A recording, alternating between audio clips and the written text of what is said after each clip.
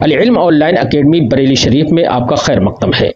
مدرسے میں پڑھنے کا جنہیں موقع نہیں مل سکا ان کے لیے ایک عظیم خوشخبری۔ اس اکیڈمی میں آن لائن دینی تعلیم، عالم عالمہ کورس بحسن و خوبی کرایا جاتا ہے۔ طلبہ اساتذہ سے اور طالبات معلمات سے اپنے گھر والوں کی نگاہوں کے سامنے رہ کر روزانہ بعد عشاء تقریباً 1 گھنٹہ کلاس لے کر عالم عالمہ کورس کر سکتے ہیں۔ اس کے داخلے 15 رمضان المبارک سے شروع ہو جاتے ہیں۔ تفصیل جاننے کے لیے رابطہ کریں 9897273870 پر۔ بسم اللہ الرحمن الرحیم۔ باب ما جاء اذا افلس للرجل غریم فیجد عنده متاعه۔ یہ باب ہے ان روایات کا کہ جب کوئی آدمی مفلس ہو جائے، غریم و ہونا کا غریم بمعنی قرض خواہ، اور اس مفلس آدمی سے قرض چاہنے والا شخص ہو کوئی، فیجد عنده متاعہ، تو یہ قرض خواہ اس مفلس آدمی کے پاس اپنا بعینی ہی سامان پائے تو کیا یہ اس سامان کا مستحق ہوگا یا نہیں؟ پہلے باب کا خلاصہ ذہن نشین کریے۔ مسئلہ یہ ہے، فرض کریے کہ میں آپ سے ہر دوسرے تیسرے دن قرض لے رہا ہوں، کبھی اس سے لے رہا ہوں، کبھی اس سے، کبھی اس سے، کبھی اس سے۔ جن لوگوں کی قرض لینے کی عادت ہوتی ہے وہ ہر ایک سے ٹرائی کرتے ہیں، ہے نا؟ اور کچھ لوگوں کی تو عادت یہ بھی ہے کہ آج ان سے قرض لے لیا اور سوچا کہ جب یہ مانگیں گے تو پھر ان سے قرض لے کے انہیں دے دوں گا، اور جب یہ مانگیں گے تو اس سے قرض لے کے انہیں دے دوں گا۔ اس طریقے سے وہ قرض ہی میں سب کچھ چلاتے رہتے ہیں۔ ایسا بھی ہے کچھ لوگوں کا حال۔ خیر، یہاں پر مسئلہ یہ ہے کہ کسی شخص نے مختلف لوگوں سے قرض لے لیا اور قرض اتنا لیتا رہا کہ قرض میں ڈوبتا رہا یہاں تک کہ وہ بالکل ننگا ہو گیا، قرض ہی کی بنا پر قرض ہی لے کے کھاتا رہا، کرتا رہا، یہاں تک کہ اب وہ قرض کو واپس کرنے کی استھتی میں نہیں ہے، اس کے اندر اس کی حالت ایسی نہیں ہے کہ وہ قرض کو واپس کر سکے۔ اب سارے قرض خواہ مل کر قاضی کے پاس گئے اور کہا کہ اس کے پاس تو کچھ ایسا ہے بھی نہیں جو لے لیا جائے، آپ ہمارا قرض واپس کروائیے۔ اب قاضی کے پاس پہنچا وہ شخص، قاضی نے اسے بلایا تو اس کی حالت کا مشاہدہ کیا تو قاضی نے کہا یہ اس کے پاس تو کچھ ہے ہی نہیں، اس کو مفلس قرار دے دیا قاضی نے، جس کو ہم اپنے عرف میں دیوالیہ کہتے ہیں۔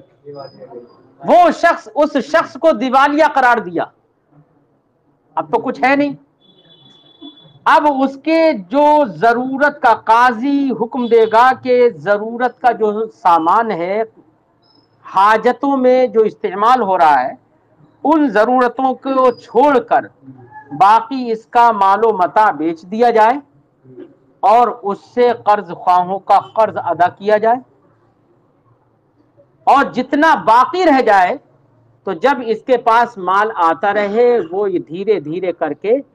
قرض خواہوں کو دیتا رہے۔ تو وہ شخص جس کو دیوالیہ گھوشت کر دیا گیا، گھوشت لفظ آ گیا،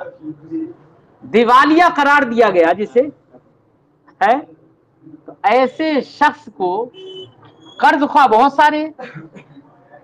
اب ان قرض خواہوں میں سے ایک قرض خواہ ایسا بھی ہے جس نے دیکھا کہ ارے جو اس نے مجھ سے قرض میں بکری لی تھی، گائے لی تھی، بھینس لی، کچھ بھی تھا، وہ تو ابھی بھی بندھی ہوئی ہے یہاں۔ اب بعین ہی اپنا سامان اس نے اس کے یہاں پر دیکھا تو کیا اس سامان کا یہی شخص، یہی قرض خواہ مستحق ہوگا، اولا ہوگا لینے میں؟ یا یہ کہ سارے قرض خواہ برابر ہوں گے؟ مسئلہ یہ ہے. تو اس تعلق سے امام شافعی اور دیگر ائمہ اس بات کے قائل ہیں کہ جو حدیث اس باب میں امام ترمذی ذکر کر رہے ہیں اس حدیث کے پیش نظر اس بات کے قائل ہے کہ جس شخص کا مال ہے بعینہ ہی اگر اس نے وہ پایا تو ایسی صورت میں وہی شخص اس کا زیادہ مستحق ہوگا. یہ حضرات یہ کہتے ہیں. لیکن امام اعظم رضی اللہ تعالی عنہ اس کے بعینہ اس مال کے مستحق ہونے کا قول نہیں کرتے، بلکہ قاضی نے تو حکم کر دیا کہ اس کے مال کو بیچ کے سب کو برابر برابر کر کے دے دیا جائے. تو سارے قرض خواہ ایک درجے میں ہیں، سارے قرض خواہ ایک درجے میں ہیں. اور لفظ اسوہ جو آئے گا روایت میں وہ اس بات کی طرف اشارہ کر رہا ہے کہ سارے قرض خواہ برابر ہیں، بلکہ روایت میں نہیں، حضرت امام اعظم نے کہا کہ سارے قرض خواہ برابر ہیں. اب رہی یہ بات کہ جب سارے قرض خواہ برابر ہیں تو یہ بعینہ ہی اس مال کا مستحق نہیں ہے، تو جتنا سب کو ملے گا اتنا اسے ملے گا، وہ اس مال کو یہ لوٹا نہیں مطلب لے نہیں سکتا تنے تنہا. تو پھر حدیث کا کیا جواب دیں گے؟ اس حدیث پاک میں تو یہی ہے کہ جس نے اپنا مال بعینہ ہی پایا تو وہی اس کا زیادہ حقدار ہے. حدیث پاک میں تو یہی الفاظ ہیں اور امام شافعی نے اسی سے استدلال کیا. تو امام اعظم رضی اللہ تعالیٰ عنہ نے اس کا جواب دیا کہ یہ حدیث در حقیقت اس حدیث سے مراد وہ مال ہے جو اس کے پاس بطور امانت یا بطور رہن رکھا ہوا ہو. کہ بطور امانت رکھا ہوا ہے تو وہ تو اس کا مالک ہی نہیں ہے، وہ اس کا مالک نہیں ہے. اب یہ ہو گیا دیوالیہ. تو جس کا مال رکھا ہوا ہے وہ اپنا بعینہ ہی مال، کیونکہ وہ تو بطور امانت ہے نا، اس میں تو خیانت بھی نہیں کی جا سکتی، تو اس شخص کے حق میں ہے کہ وہ اپنے مال کا مستحق ہے. قرض خواہوں کے حق میں نہیں، بلکہ سارے قرض خواہ یکساں ہیں، برابر ہیں. ٹھیک ہے. اور وہ جو بعینہ ہی مال پایا یہ اس شخص کا مال مراد ہے اس سے جو بطور امانت یا بطور رہن اس کے پاس رکھے گئے ہوں، کیونکہ وہ اس کا مالک ہے. ٹھیک ہے. اب دیکھیے ترجمہ لگائیے. باب ما جاء اذا افلس للرجل غریم. جب یہ باب ہے ان روایتوں کے بیان میں کہ جب آدمی کو مفلس قرار دیا گیا، افلسا کسی نے، کسی قرض خواہ نے مفلس قرار دیا آدمی کو، فیجد عنده متاعه، پھر اس کے پاس اپنا بعینہ ہی مال پایا، تو ایسے صورت میں حکم کیا ہوگا؟ حدثنا قتیبہ حدثنا اللیث، ہم سے حدیث بیان کی قتیبہ نے، وہ کہتے ہیں ہم سے حدیث بیان کی لیث نے، وہ روایت کرتے ہیں یحییٰ ابن سعید سے، وہ روایت کرتے ہیں ابو بکر ابن حزم سے، عن عمر ابن عبد العزیز، وہ روایت کرتے ہیں حضرت عمر ابن عبد العزیز سے، عن ابی بکر، وہ روایت کرتے ہیں ابو بکر ابن عبد الرحمن بن حارث سے، بن حارث بن ہشام سے، اور وہ روایت کرتے ہیں حضرت ابو ہریرہ سے، عن رسول اللہ صلی اللہ علیہ وسلم، اور وہ سرکار دو عالم صلی اللہ علیہ وسلم سے روایت کرتے ہیں کیا، انہ قال، کہ سرکار نے ارشاد فرمایا، ایما امرئن، ایما امرئن کیا ہے، افلسا، کوئی آدمی مفلس ہو گیا، دیوالیہ ہو گیا، ووجد رجل سلعته عنده، اور کسی آدمی نے اپنا سامان اس کے پاس بعینہ ہی پایا، بعینہا آگے ہے، فہو اولا بہا من غیرہ، تو اس سامان کا وہی شخص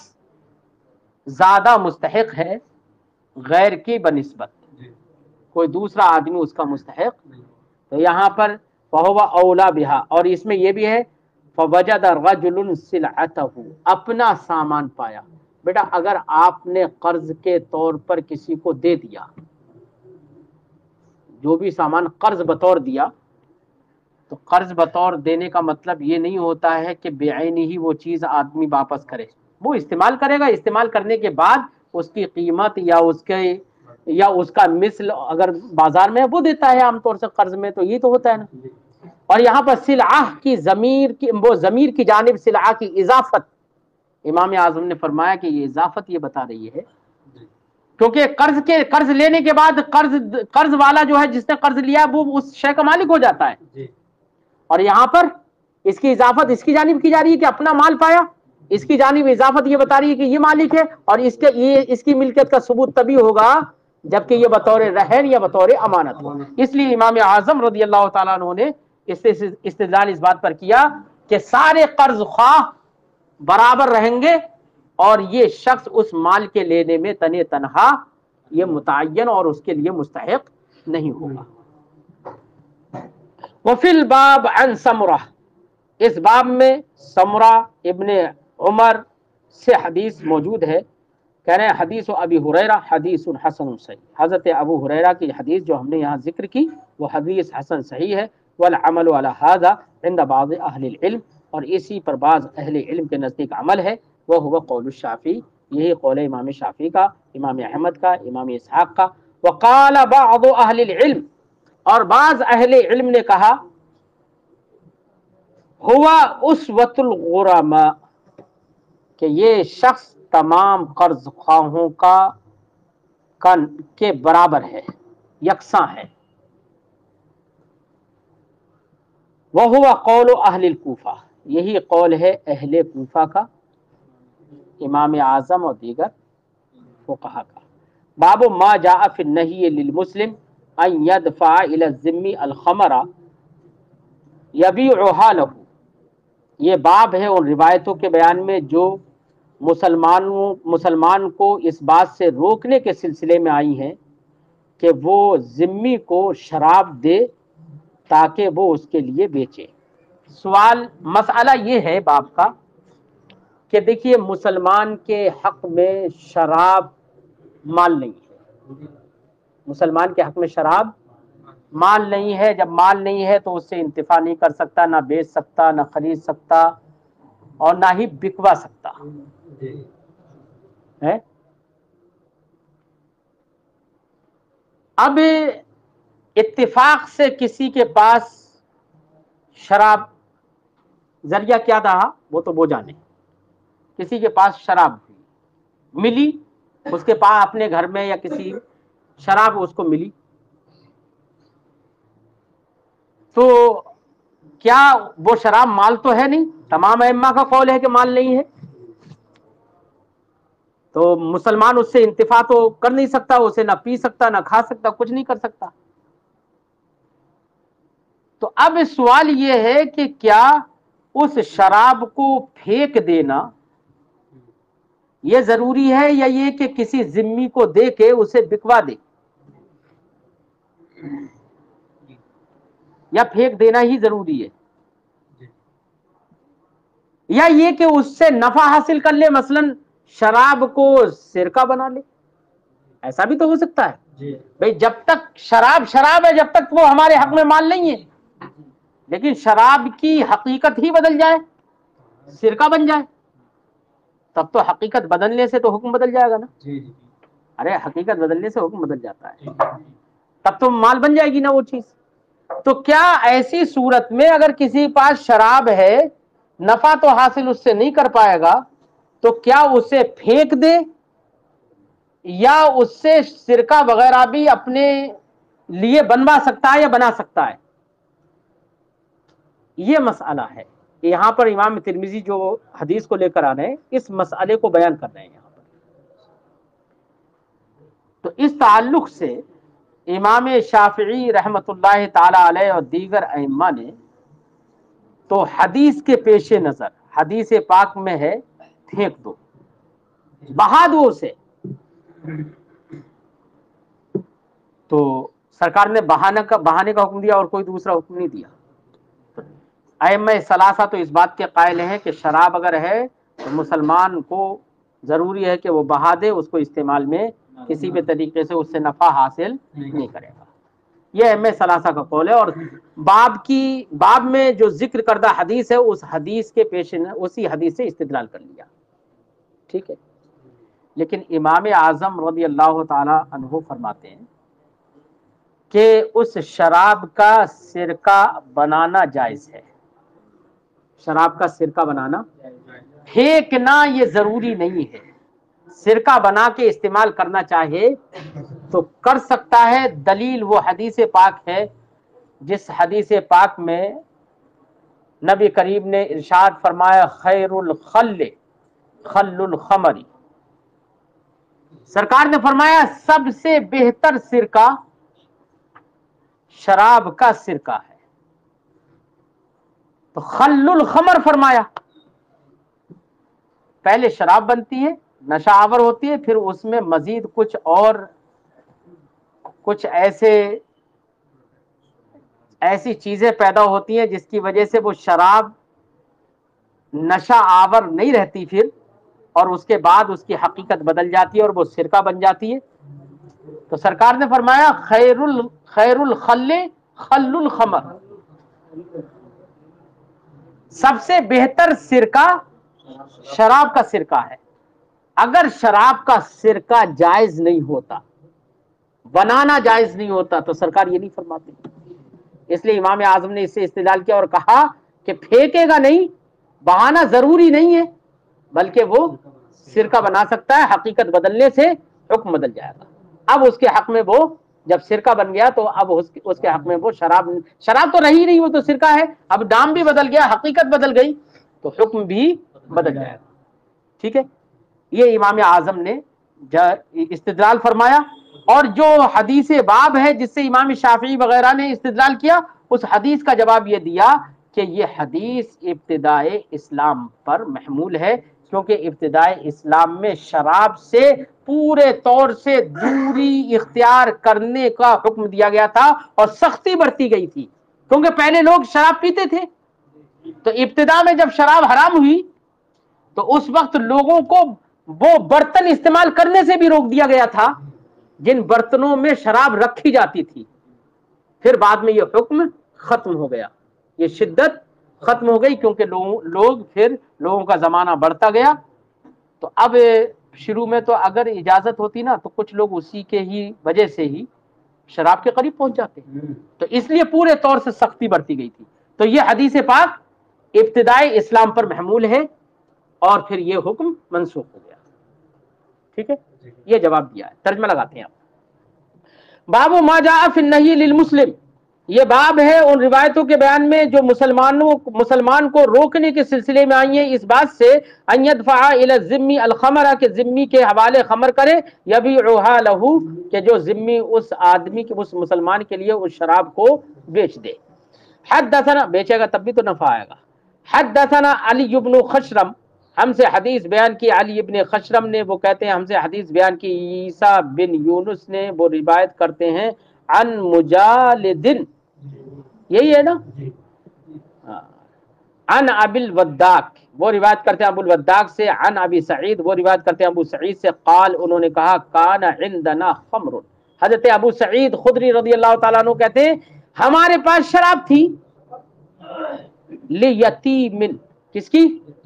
ایک یتیم کی شراب تھی، فلما نزلت المائدہ، جب سورہ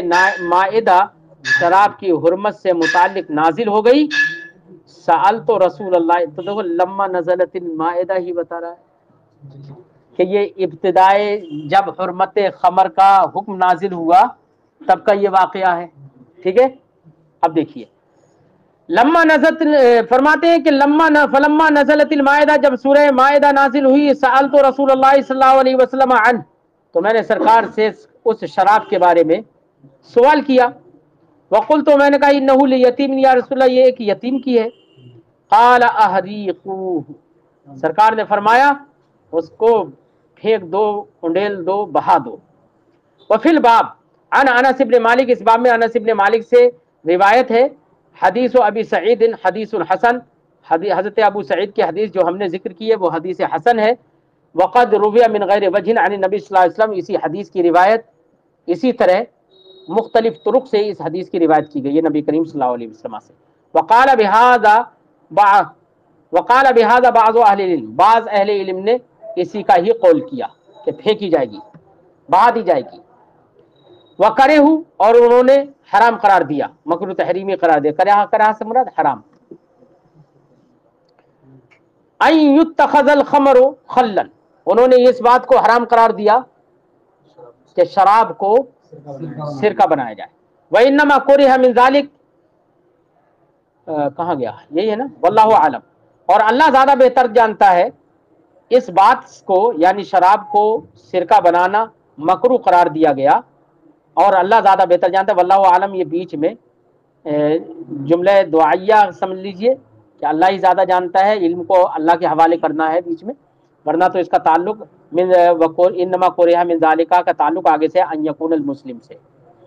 کہہ رہے ہیں کہ یہ مکروہ قرار دیا گیا، اللہ زیادہ بہتر جانتا ہے کہ کس طور سے، ان یکون المسلم فی بیتہ خمر، کہ مثال کے طور پر کسی مسلمان کے گھر میں شراب ہو، حتی یصیر خلا، یہاں تک کہ وہ رکھے رکھے رکھے رکھے سرکہ بن جائے۔ ورخص بعضهم، تو اب اس طور سے کہ اب سرکہ بننا، اس کا استعمال کرنا جائز ہوگا نہیں، تو یہ حضرات کہتے ہیں کہ یہ جائز نہیں ہے، حرام ہے۔ ورخص بعضهم، اور بعض اہل علم نے اس میں رخصت دی ہے، کس میں، فی خل الخمر، خل خمر میں رخصت دی ہے۔ اذا وجد قد صار خلا، جبکہ اس نے پایا ہو اس طور سے کہ وہ شراب سرکہ ہو چکی ہے، تو اس کے استعمال میں اس کوئی حرج نہیں ہے۔ بابن، اسی سے متعلق شاید باب ہے، چلیے خیر رہنے دیجیے۔